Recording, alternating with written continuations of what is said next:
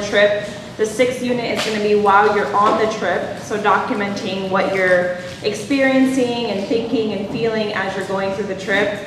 Everything is reflection-based. The class is self-paced. My ask is that you have everything submitted by the end of the class, which would be 2 weeks after the trip. So I'm not going to be like chasing you saying, hey, you didn't submit this and things like that. I know you guys have a lot already on your plate, and I want to try to make this experience as enjoyable as possible, but as a favor to me, I ask that just to have everything submitted and done at least by the end date, which is 2 weeks after the trip. The class will come as a 0 credit and as a 1 credit. If you are taking less than 16 credits, you can have it as a 1 credit class. If you are taking more than that, I can give it to you as a 0 credit class so you don't get charged that extra percentage. You do get graded either way. So, I mean, you can choose not to do it, but if it ends in an F, it is going to show up on your report. So just keeping that in mind. But like I said, it's an easy class, so there's no way to fail it unless you just don't do it. So yeah, any questions about that? No? All right, so please let me know by the end of today if you would want a 0 credit or a 1 credit, because after certain dates, it becomes very difficult, if not impossible, to switch up at the end. Yes? So I'm graduating in May, and so that's before the class ends. So does it really matter if I guess turn everything in? Like, does my grade matter for that class? Because it ends after. Yeah. Graduation's a little tricky. I'll keep it simple for you guys easy. You are marching, you will be graduating when you finish this class. If you need the credit, that's when you'll be graduating. Yeah. Yeah. Pretty much. Thank you.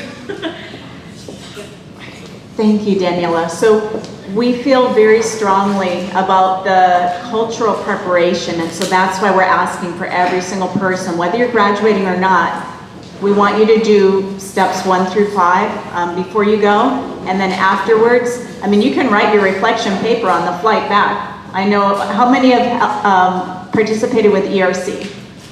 Okay, I led a ERC trip. You are writing your reflection paper before you even get on the plane, right? Because you've been working on sermons and things. So I encourage you to do that. Write your 2-page reflection while it's fresh, and then you've already got that part done, and then you just need to do the two credits on your way back.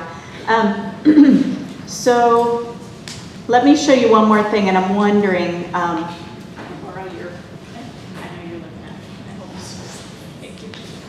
copy this. You also received, should have in your folders, a Remember booklet. This is making our trip a little bit more holistic. What we are asking, we've added this to your syllabus this time, what we're asking, as Seventh Adventists looking forward to the soon coming of Jesus and realizing that the Sabbath is an important part moving forward in our history to be made very soon. We want this to be part of your training, and we want you to read the booklet and to underline anything that's key to you during one of your pre-meetings, and I'll be connecting a little bit more with sponsors on this, Vespers or whenever. I want you to just take a little time and share with each other, what does Sabbath mean to you? What blessing has it been? Was there anything in this booklet that stood out to you? And then when you're on your trip, is there an opportunity to share with someone else about the blessing of Sabbath? Or even mention something from this book? Maybe you don't know the language, maybe you aren't able to do that, but we all share Jesus with and without words. But we're adding this booklet as another piece. So in your syllabus, you'll see, in addition to the helping without hurting, we're going to be asking, did you read the book? Can you write just a couple paragraphs about it? And then share with others. So in your final paper, in addition to reflecting on your overall experience, we're also inviting you to say, was there anything that you were able to share? I know in Bolivia, they did kind of a flag camp and had kids going around in different activities. They were able to share in that way. Peru, they also did something as well, where they kind of brought awareness of Sabbath into their activities with the kids. So any questions on the class or eClass? on eClass or this little booklet. And feel free during lunch also to come up. Okay, so eClass is taken care of. Let me give this back, and then we're gonna, in your folder, if you could look on the right side of your folder, there are a number of forms I wanna go over with you now.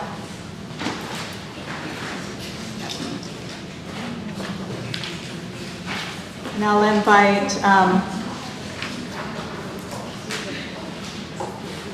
okay, let's just go over forms and then I'll go over fundraising for a minute. Profo, if you would come up, one of the first forms, I think it's called safety, or introduce it and share with us. All right, I'll keep this brief. When we travel, we take a little bubble of Southern with us. What's the name of the form that they should? The form that you should have is Sexual Harassment and Assault Response, Title IX. the Title IX form you have. Okay. Our expectations, and Dr. Diaz will go over some more of the details about behavior expectations, but both the safety and the boundaries that we put in place to ensure safety at Southern go with us when we travel. When we travel through on a Southern sponsored trip. That means that your sponsors, very important that you're comfortable with us, we are going to want to make sure that you are comfortable reporting any Title IX violations to us, whether that is just harassment or actually, unfortunately, may come to assault. We want to make sure that you actually are comfortable talking to us and that you know the process we will go through to report that and to intervene on your behalf, right? And first response, if that ever comes up, is going to be, I'm so glad you're talking to me about this. Regardless of your actions or anybody else's, I want to make sure as a sponsor that I am listening to your story and that we're taking care of the situation. So we will go through that. I hope that this is one of those forms that we never need, just like a medical incident form. But I want to make sure that you know that process is available just like it would be at Southern. And unlike here at Southern, there will be somebody here in this building that you'd be able to come talk to. While you're on a trip, it's the sponsors that you get to talk to instead. Thank you.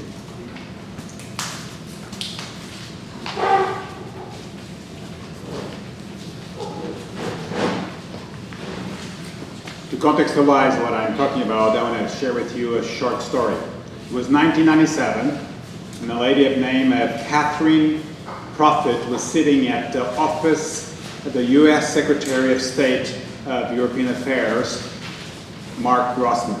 She was going to be assigned as ambassador of the United States to the little country of Malta. And at the end of the conversation, he asks her, tell me, they had a globe, tell me where is your country? And she excitedly goes and rolls the globe and points the little tiny island of Malta. And she says, no, Catherine. And he rolls back, your country is the United States. Why I'm bringing this story? You are going to be ambassadors, first of Jesus, second, ambassadors of Southern.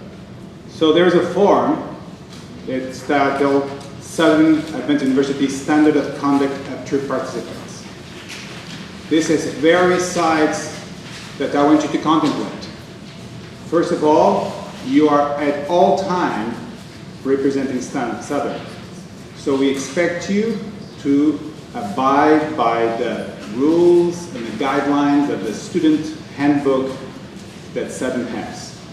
Second, as an ambassador, you are to understand, we had an awesome presentation today, to understand, to be attentive to the local rules, to the local habits, to the local culture, that we don't collide and offend them. And last, like an ambassador, you know the ambassadors are what? Representatives of the United States, in this case the United States, but they respond directly to the President of the United States. In this case, you are expected to respond and to follow the indications of your sponsor lead of your team. Please read through this form, sign it today, and any questions, approach any one of us and we'll be happy to clarify or to explain any points. Thank you.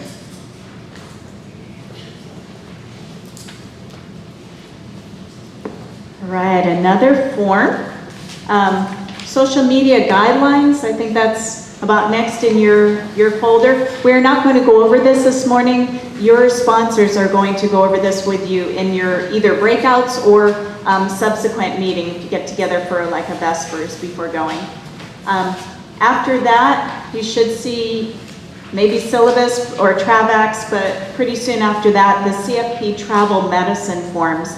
There are two forms, and these did not get front to back, so it's really just two forms. One is the consent to vaccinate form. The other is the traveler history form. Before you leave today, we need both of these filled out, plus the code of conduct. We'd like you to sign it one more time and just leave these upside down on the table. So the yellow fever vaccine consent form, it's 2 pages, but would have been front to back, just one of those. Need you to sign that and put it on the table. And then the traveler history form in relation to the yellow fever. You will fill that out. If you have information that you don't know, just talk with us and we'll email you another form. Turn in what you do know.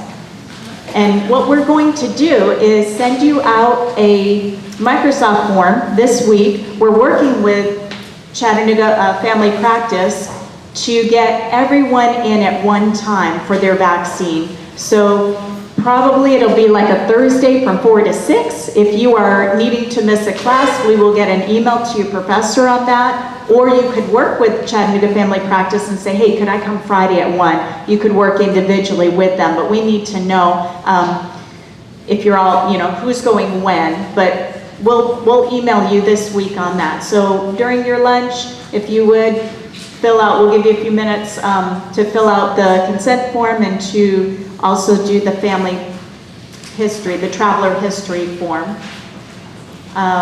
Lastly, I want to look at the fundraising letters. You should have already received these when you interviewed. Each of you has a fundraising letter per trip, so I'm holding the one for Uganda right now. Your fundraising deadline will be April 21, which is 2 weeks before you leave. The reason why we're setting it 2 weeks early is if someone mails in a check or gets something through the mail to you, we want to make sure that it gets recorded before we submit to student finance any unfundraised balance or any balance that you have left to pay on the trip. That will be charged to your account just as you're leaving on May 6th. So if you graduated, you've marched, but May is usually the time that any final finances are being done.